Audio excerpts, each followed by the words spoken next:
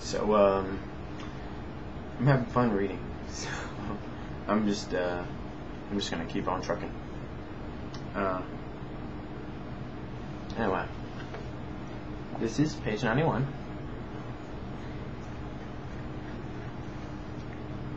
I think my desire to believe in God, other than Jesus, had mostly to do with boredom.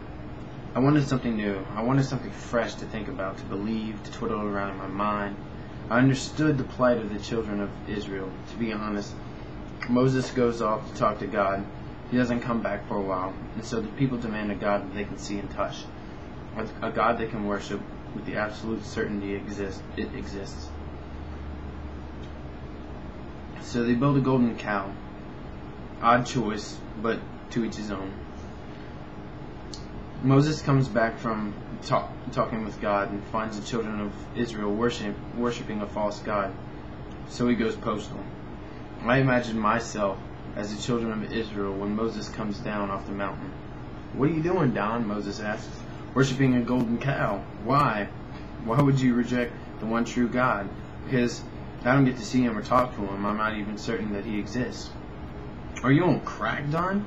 Weren't you there when God parted the Red Sea? Weren't you there when God fed us from the ground, made water from a rock, led us with a cloud?" Moses screams. "Calm down, Mosey. Listen, man. You always go up and talk to God and come back with sunburn. You have God hover around your tent in a cloud, and you have God turn your staff into a snake, and we get nothing. Nothing. It's not like we have this personal communication going with God, you know, Moses? We're just sheep out here in the desert, and honestly, we were better off as slaves to the Egyptians. That is where your God brought us.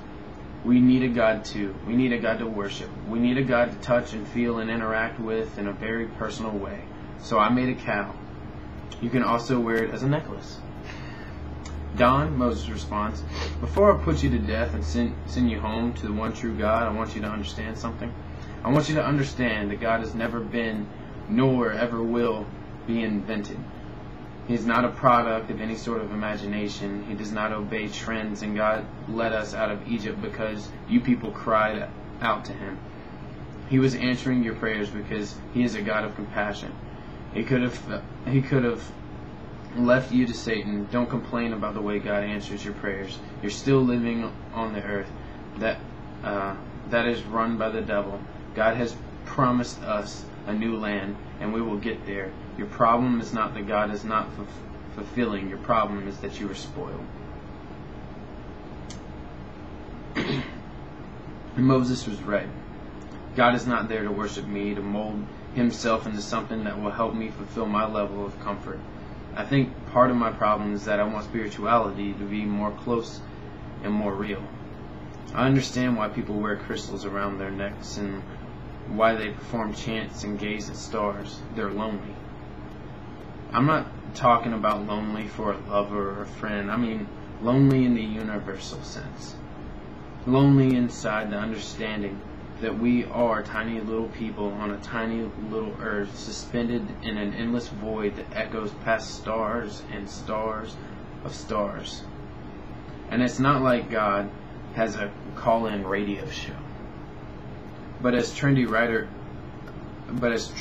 read from his book that night at Powell's, I thought about the Muslim babies dying in Afghanistan and Pakistan. I thought about the economic crisis in Saudi Arabia and the children of Iraq who are being bombed because their ridiculous dictator won't cooperate with the United Nations.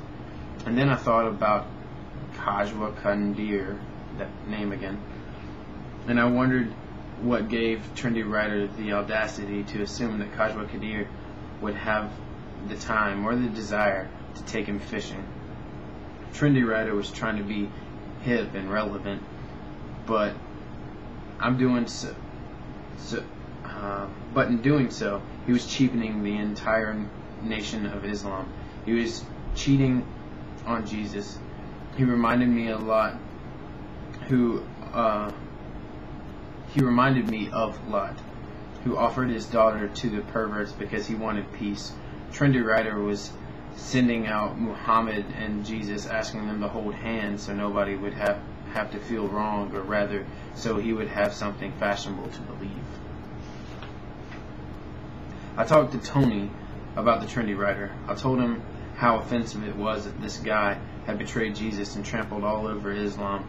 When I told him the story of Trinity writer, Tony closed his eyes and sighed. I asked him why he looked so troubled. He said it was because he felt convicted. Convicted about what, Tony? I'm convicted about what you're saying, he began. Here's a guy using Islamic verbiage to make himself look spiritual, and yet he really hasn't researched or subscribed to the faith as it presents itself. He's just using it, raping it for his own pleasure. Why are you convicted about that? I asked him.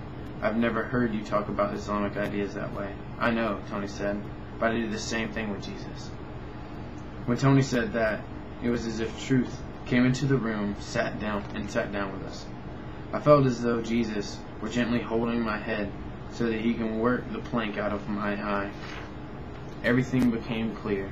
I realized in an instant that I desired false gods because Jesus wouldn't jump through my hoops. I realized that, like Tony, my faith was about image and ego, not about practicing spirituality. For me, Trinity Writer coming to town was the beginning of something. It was the beginning of my authentic Christianity. Trinity Writer Kawaha, I'm going to mess it up every time, Kawaha Kandir, and Tony the Beat Poet were the seeds of change. I knew Christ, but I was not a practicing Christian. I had the image of a spiritual person, but I was bowing down to the golden cows of religiosity and philosophy.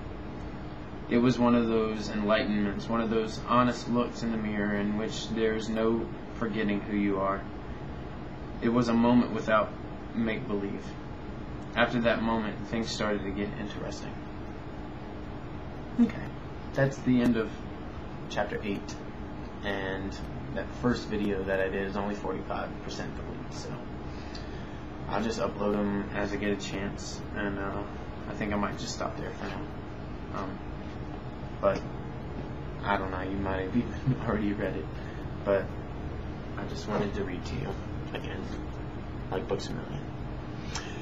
So yeah, I hope you're having a beautiful day at work, and it's about 7 o'clock here, so it's about 6 o'clock there, and so you got a little bit more of the day to go, seeing as you